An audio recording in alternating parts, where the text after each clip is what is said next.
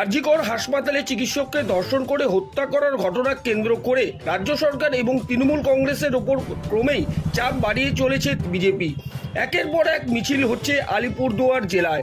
বিভিন্ন মিছিলে নেতৃত্ব দিচ্ছেন সাংসদ মনোজ টিগ্গা। রবিবার বিকেল 4টা নাগাদ বীরপাড়া লালপুল থেকে একটি মিছিল বীরপাড়া চৌপতি হয়ে পুরনো বাস স্ট্যান্ডে শেষ হয়। সেখান থেকে পথসভায় মমতা বন্দ্যোপাধ্যায় এবং তৃণমূল কংগ্রেসের তুলোধনা করেন বিজেপির নেতারা। বিজেপির অভিযোগ, তৃণমূল ক্ষমতায় আসার পর থেকেই রাজ্যে ধর্ষণের ঘটনা বেড়েছে। কি বললেন রবিবার বিকেল 5:30 নাগাদ সাংসদ মনোজ টিগ্গা এবং বিজেপির 1 নম্বর মণ্ডলের সভাপতি রাহুল লোহার, শুনে নেওয়া যাক।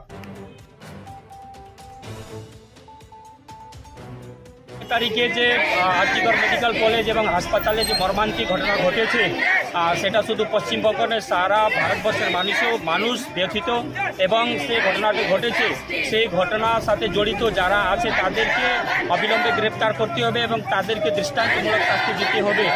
সেই দাবিতে আজকে আমাদের মাদারিহাট বিধানসভার 1 নম্বর এবং 2 নম্বর মণ্ডলের তরফ থেকে একটি বিক্ষোভ মিছিল এইখানে বের করা হয়েছে এবং যারা জড়িত আছে, যারা পুলিশ কর্মী এবং যারা প্রশাসনিক লোক যারা জড়িত আছে তাদের বিরুদ্ধে সঠিকভাবে ইনকোয়ারি হোক, সঠিকভাবে তদন্ত হোক এবং তাদেরকে যাতে কঠোর থেকে কঠোরতম শাস্তি দেওয়া হোক, তার জন্য আমরা আজকে মাদারিহাট বিধানসভার 1 নম্বর এবং 2 নম্বর মণ্ডলের তরফ থেকে একটি বিক্ষোভ মিছিল এখানে বের করা হয়েছে।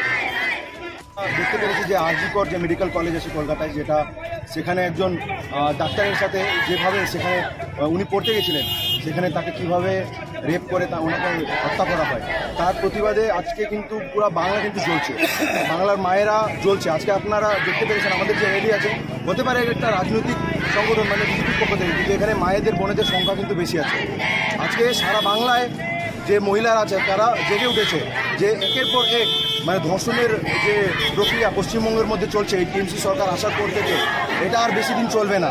আজকে আপনারাই বুঝতে পারবেন যে প্রত্যেকটা জায়গায়, সেটা পলিটিক্যালি হোক বা নন পলিটিক্যালি হোক, সব মানুষ কিন্তু এই ধর্ষণের বিরুদ্ধে কিন্তু নেমেছে।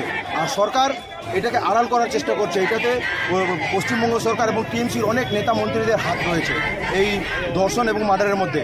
এর জন্য পশ্চিমবঙ্গের সরকার এটাকে আড়াল করার জন্য চেষ্টা করছে এবং 21 জনের একটা অ্যাডভোকেটের কমিটি যেটা সুপ্রিম কোর্টে লড়ছে, তাদেরকে অ্যাপয়েন্ট করেছে পশ্চিমবঙ্গের সরকারকে ডিপেন্ড করার জন্য। এটাতেই বোঝা যায় যে পশ্চিমবঙ্গের সরকার এই মেয়েটাকে, মৌমিতা দেবনাথকে জাস্টিস দিতে চায় না। তার জন্য তারা 21 জন এখানে লয়ার ঠিক করে তারা রেখেছে। এটা বেশি দিন চলবে না। পশ্চিমবঙ্গের মানুষ জেগে উঠেছে আর আমরা চাই